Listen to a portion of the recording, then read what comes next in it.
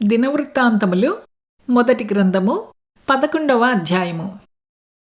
అప్పుడు ఇశ్రాయేలీయులందరును హెబ్రోనులో నుండు దావీదు నొద్దకు కూడి వచ్చి, చిత్తగించుము, మేము నీకు ఎముకనంటిన వారము, రక్త సంబంధులము. ఇంతకు ముందు సౌలు రాజయ్యున్నప్పుడు నీవు ఇశ్రాయేలీయులను నడిపించువాడవై ఉంటివి. నా జనులగు ఇశ్రాయేలీయులను నీవు ఏలి వారి మీద అధిపతిగా ఉందువని నీ దేవుడైన యెహోవా నీకు సెలవిచ్చెను అని మనవి చేసిరి. ఇశ్రాయేలీయుల పెద్దలందరూ హెబ్రోనులోనున్న రాజునొద్దకు రాగా, దావీదు హెబ్రోనులో యెహోవా సన్నిధిని వారితో నిబంధన చేసెను.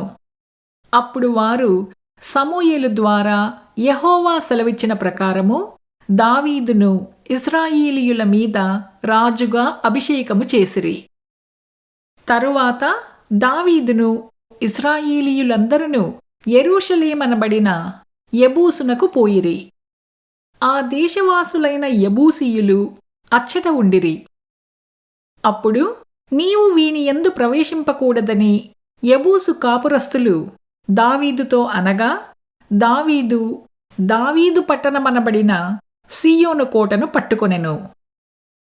ఎవడు మొదట యెబూసీయులను హతము చేయునో వాడు ముఖ్యుడును సైన్యాధిపతియు అగునని దావీదు సెలవీయగా, సెరూయా కుమారుడైన యోవాబు అందరికంటే ముందుగా ఎక్కి ఆ ఆధిపత్యమును పొందెను.